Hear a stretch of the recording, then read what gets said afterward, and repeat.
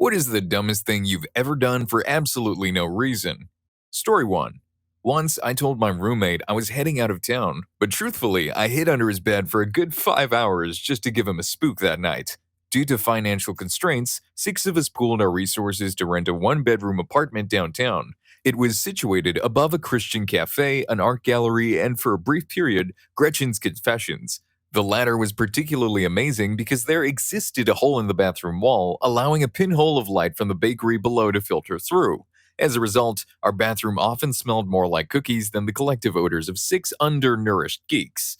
Anyway, forgive my rambling. One of my roommates and I had college courses in the neighboring town, and our classes finished at 9:30. It happened to be a Friday night, and for 6 weeks throughout the year, I'd wake up at 5 a.m. to drive 1.5 hours to Kansas City to teach kids how to juggle at the Renaissance Festival. Considering the hassle of going to bed at 2 a.m. and rising at 5 for such a lengthy drive, I informed my roommate that I just head to KC that night to avoid being seen at home. We bid farewell, and then it struck me that since he wasn't expecting my return, I had set myself up perfectly for some mischief. Instead of heading to KC, I raced back home to arrive before him, parking my car at the back of the parking lot to remain unnoticed. Upon entering, 2 of my roommates were busy with their computer games in the kitchen. I hurriedly instructed them, "You didn't see me, you haven't heard from me, don't let Twig know I'm here," and made a beeline for the 1 bedroom. With 6 guys crammed into a single room, we had to get creative with the beds. It was a sort of rite of passage to construct your own space within the massive bed fort using plywood and 2x4s.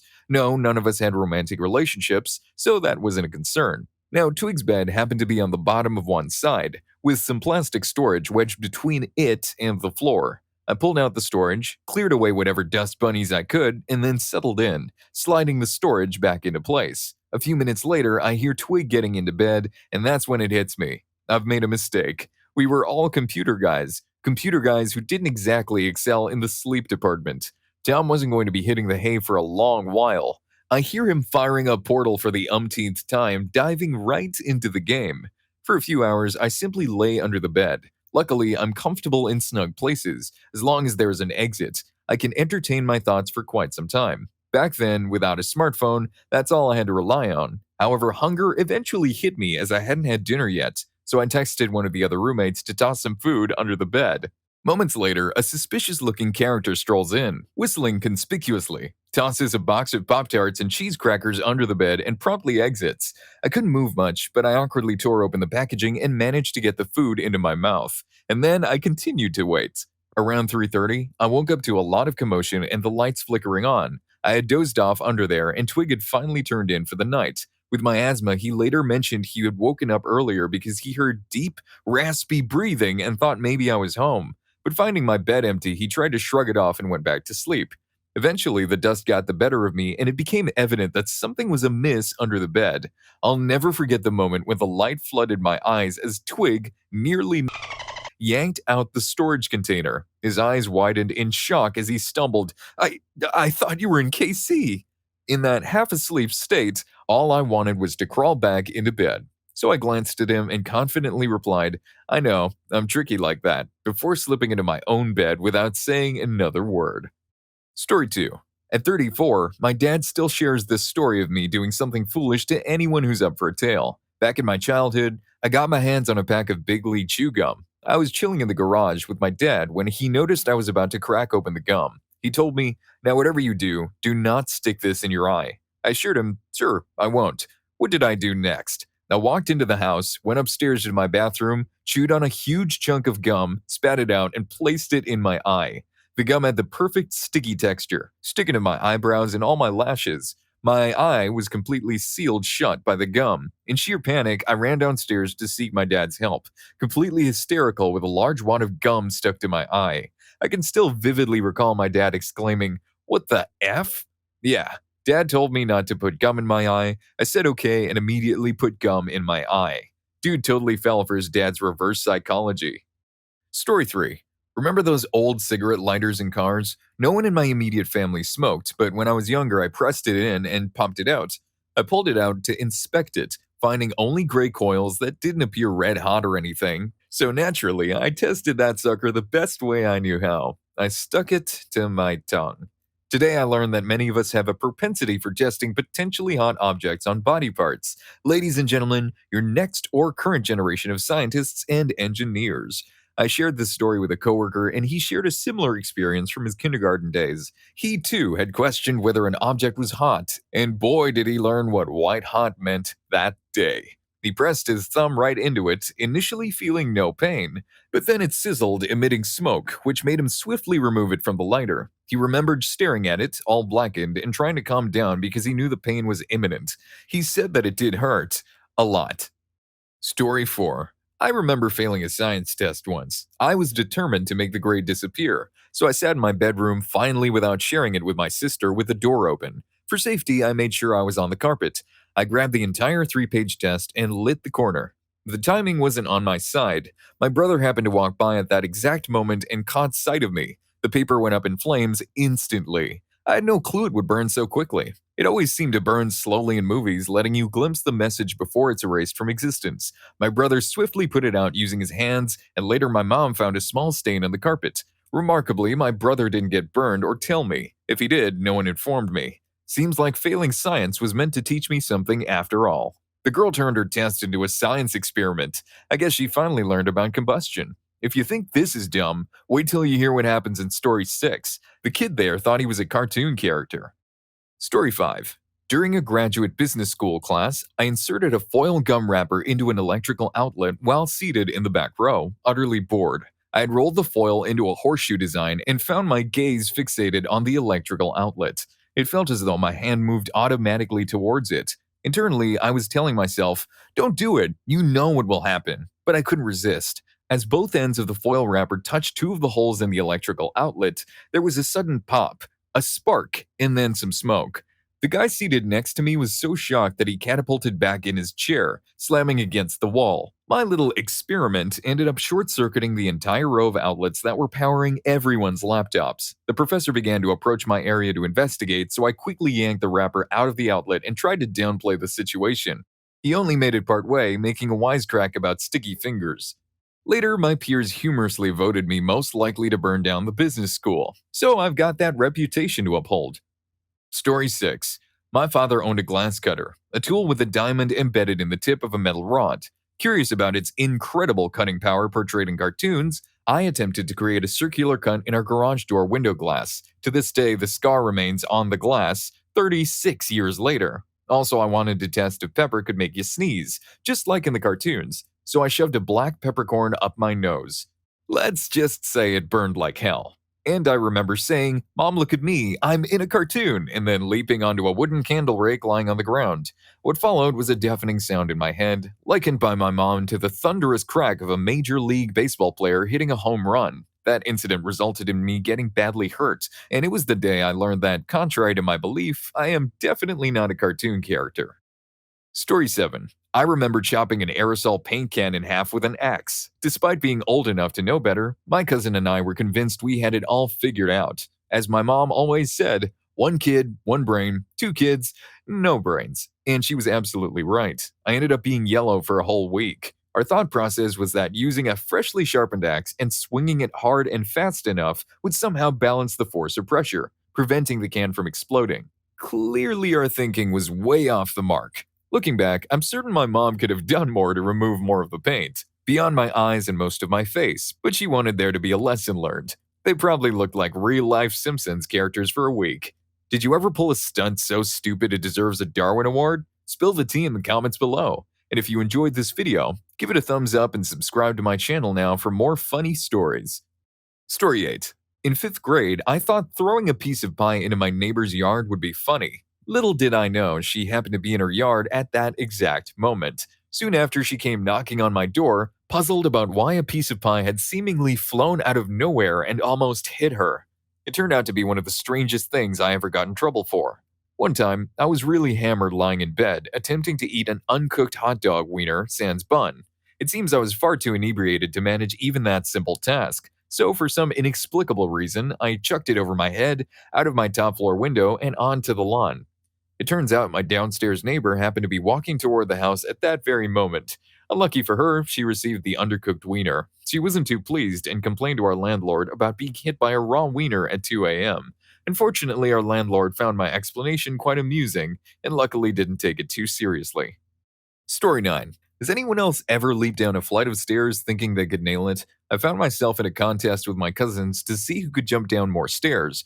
My younger cousin happened to be taller and more athletic, but hey, I'm the oldest, so I had to win this one. After one sprained ankle, I somehow managed to win the contest and intimidate any other potential participants. It was back in 3rd grade, and let me tell you, it was totally worth it. Story 10. I once put a packet of Haribo on a plate, microwaved it, and then ate it. It turned out to taste completely off. Then, in a fit of frustration, I angrily thwacked my laptop when the internet crashed for the 10th time and I was trying to do my homework. Unfortunately, I hit it right where the hard drive was located and it never worked again. So not only did I lose the homework I was working on, but there was also the incident where a teacher asked a math question and, for some inexplicable reason, I raised my hand and shouted, "Poop." As a result, I got sent to detention for a week. Technically, it wasn't just detention, it was school suspension for a whole week. This teacher had zero tolerance for any nonsense. Pun totally intended. Story 11. I remember lying to my new employer claiming I didn't have my social security card because I said it got ruined on a water ride at a theme park. Looking back, I realized it wasn't the smartest move. Firstly, I could have simply said I'll get a copy as soon as possible. Secondly, the idea that it got ruined on a water ride wasn't very believable. And finally, why on earth would I have brought it with me on a ride like that in the first place? Hindsight's a wonderful thing.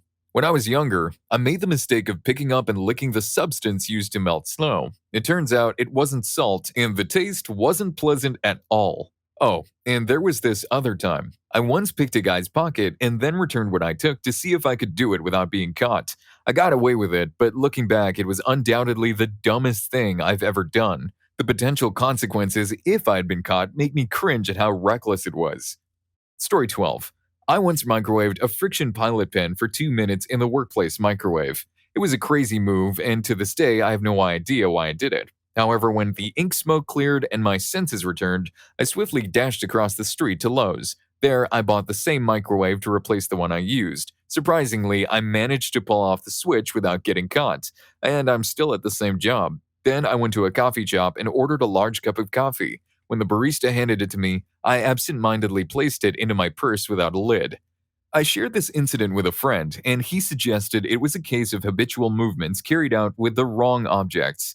He mentioned that he too had attempted to scroll down on a page in an actual book more than once. Sometimes it's just a silly and amusing mistake. However, it's definitely not as humorous when it results in the ruined pizza or a purse filled with hot coffee. This dude's brain is fried. Maybe burnout just makes you do all sorts of crazy things. Story 13.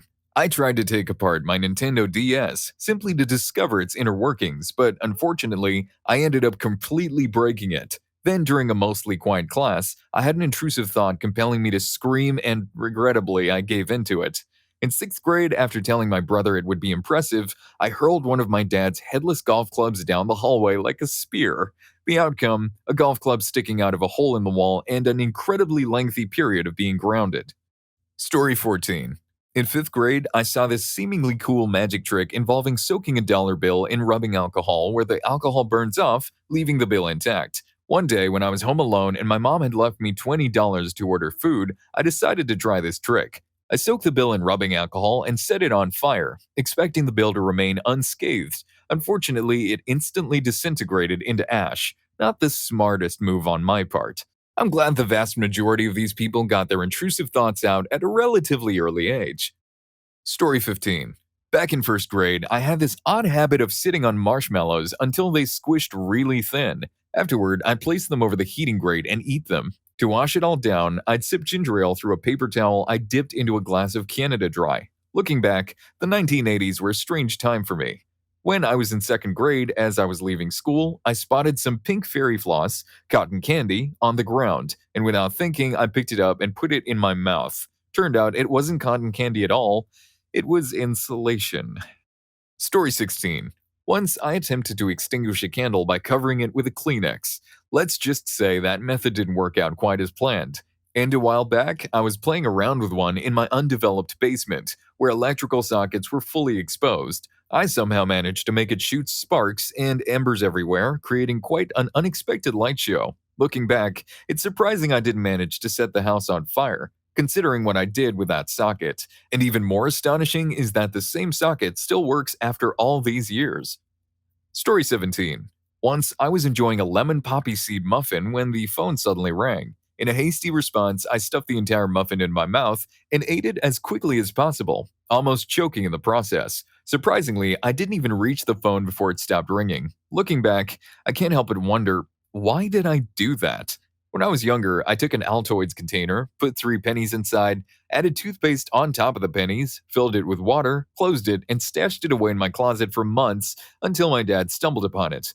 This guy doesn't waste a crumb, even if it means almost choking. And who knew Altoids grew in toothpaste? Story 18. The first one, knocking on your office door before opening it to walk into the hallway, might seem like a small mistake, but it's one of those quirky moments we all have from time to time. The second incident, deciding to open the door and roll out of your friend's car while moving down the street, falls into a more serious and risky category. Story 19. When I was in 4th grade, my sister and I were having a playful stuffed animal fight across our rooms, which had doorways facing each other. Then, for some reason, I grabbed some AA batteries and threw them, direct hit, right on her head. Needless to say, Dad wasn't exactly happy about it. Story 20. I have an incredible ability to carefully and efficiently pick up nearly any bug without causing harm. So when I first discovered this skill in 1st grade, I decided to put it to use. I collected 44 ants, gathered some dirt, and created my own ant colony right inside my room, under my bed. Story 21. In the middle of a traffic stop while attempting to act nonchalant, I mistakenly handed a police officer $50 instead of the license he had requested. Essentially, it was a routine check after I'd finished work. Surprisingly, the officer was pretty relaxed about it, giving me a look that seemed to say, "Seriously?" If I had been pulled over for an actual infringement and made that mistake, I doubt it would have gone so smoothly. However, as a completely honest yet stupid brain fart, it turned out to be okay. And when I was little, for some unknown reason, I threw my ballet shoes into a toilet immediately after using them. I dashed to my mom in a state of hysterical crying, leaving her puzzled as she couldn't figure out what had happened. Even now, I can't remember why I did it, but I distinctly remember feeling an inexplicable compulsion to do so. Talk about a glitch in the Matrix. This story feels more like a Sims game than real life. Story 22. Years ago, during Devil's Night when it was still a thing, I lit a piece of toilet paper that was hanging from a well-teepeed tree on a whim. Surprisingly, it acted like a fuse and all the teepee in the tree went up in flames. My friend had a similar incident. His toilet paper was part of his mummy costume, which wasn't exactly top-notch. The fire might have actually made it look better. Thankfully, he had a sturdy lumberjack-grade flannel underneath, so nothing else caught fire except the teepee. It turned out to be the day he finally got to practice stop, drop, and roll. Story 23. When I was in 6th grade, I discovered that golf balls bounce incredibly well on pavement. Naturally, I wanted to test how high I could make it bounce. I threw the ball straight down as hard as I could, and it ricocheted right back up directly into my face. When I was a little boy, I woke up early one morning before everyone else. I went down to the kitchen, fetched a chair, and brought it over to the fridge to grab the small metal pencil sharpener from the top. I had this brilliant idea to sharpen my pinky finger first thing in the morning so I could have a sharp finger. Well, that plan backfired. I ended up waking my parents up, and my pinky was so red. Story 24. As children, my brother with his perfect curly hair desired a haircut like his friend, who had shorter hair for picture day. So he took matters into his own hands and used zigzag scissors to give himself a haircut. Meanwhile, my brothers and I would tie ropes to each other and run in opposite directions, and we even tried it with trees. Once I attempted to make a makeshift bungee jump from a tree using a regular old rope. Suffice to say, that one hurt quite a bit. Story 25. There was the time I jumped up and successfully bit the string used to pull the attic door down. It had a metal bead on it. Immediately after, I remember thinking, wow, I actually got it in my mouth and broke the string. Only moments later did I realize the string was still intact, but unfortunately half of my front tooth wasn't. The best man at my wedding told me, the attic string went fishing for idiots and caught one. Story 26. I had this habit of drinking cans of soda by piercing them with a pushpin or thumbtack. The soda would spill out in a stream if I simply pulled it out. So, I'd remove the tack with my teeth while creating a seal with my lips. However, one time, I accidentally swallowed the tack. This led to an emergency room visit and a few x-rays before they sent me home with the unpleasant task of sifting through my own waste. And all of this happened while I was in high school. Also, when I was a kid, I wandered into my parents' bedroom and played with my dad's razor. For some reason, I thought it was a good idea to give it a taste test. The pain hit me immediately, and I started screaming in agony. Bro was so edgy, he thought a razor was the new tongue scraper. Hey, thanks for sticking around. I bet you want to hear more stories about people doing funny things, so stay tuned for What is your all-time most embarrassing moment? Story 2 was crazy. See you there.